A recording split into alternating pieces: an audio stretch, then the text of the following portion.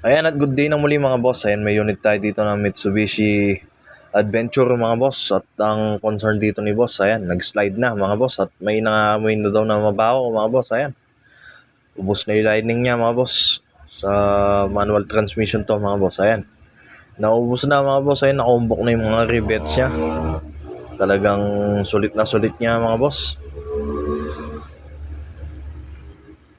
Ayan, pansinin nyo mga boss. Ayan, no? Walang-wala na yung lining niya. Kaya ayan, natamaan din pati yung ano niya, clutch pressure niya. Ayan.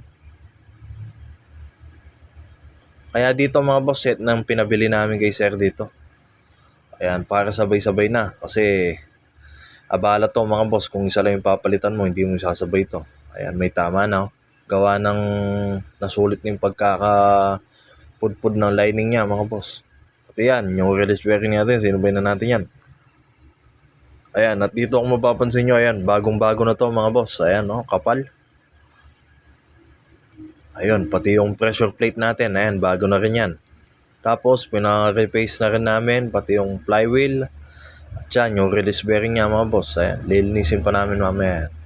Bago namin install yan kasi kailangan malubricant ng grasa yan. Ayan, pati release bearing, ayan, install na ni Boss Ali dyan. Pinagtutulong-tulungan na namin to mga boss. Gawa ng last na lang to. Isang trabaho na lang to, pauwi na kami. Kaya ayan, full force na kami dito.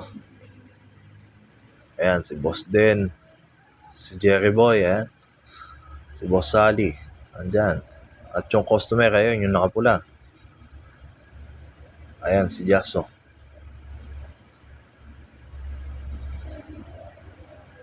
Ayan, pinagtutulong-tulungan na namin to mga boss. Dahil na Sabado ngayon, kailangan magagang makapagpahinga para mamaya tagay ng konti mga boss. Ayan, dito hindi ko na na-video dito kung paano mag-install mga boss. Gawa ng maproseso to. Hindi ko na na-video. Ayan, fast forward na lang nung na-install na namin. Nailapat na namin transmission dito mga boss. Pag nagpapalit kayo noon mga boss, mas mainam ng set kasi abala pa pag iisa lang o dalawa lang yung pinapalit nyo. Abala, lalo may kamahalan pa naman yung labor nito mga boss.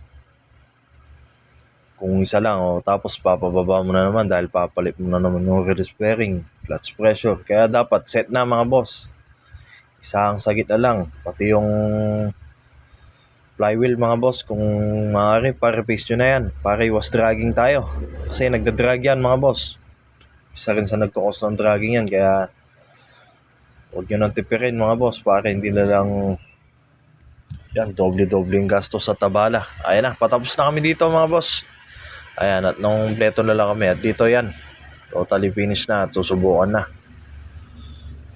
Kanina talagang walang hatak to mga boss. At yun, kumakarigkag yung pag pinapasok mo ayaw pumasok yung cambio. Ayan. Yun na talaga yung indikasyon na sira na yung natin. Pudpud na yung natin, lining natin mga boss. At yun, battery na lang tayo dito.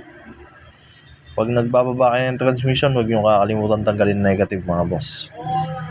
Ayan, para safety tayo. Kasi magtatanggal tayo ng mga starter Ayan, boss din, ayan, subukan na nila. Ayan, konting kadyot lang, umaalis na to mga boss. Gawa ng bagong lining, bago na lahat. Swabe na yung pasok ng cambio. Ayan, pang matagalan na to. Kaya sa gumagamit na lang kung paano mapapatagal. Huwag lang masyadong ibabad yung pasa clutch mga boss. Ayan, para mas tumagal yung mga components natin sa loob mga boss. Mga lining at saka pressure. Ayan. Sila yung nagpapatagal dyan. Basta huwag kang clutch driver mga boss. Yung driving habits nyo, huwag masyadong babad sa clutch. Ayan. Para mas tumagal. Kasi mahal pa naman yung gastos niyan. Labor, pababa, pati materials. Ayun. At sinubukan na, all goods na mga boss. Swabe na yung atake. Sumisibat na, sumisintak. At yun lang po mga boss. Salamat sa panonood. Ingat po kayo. God bless.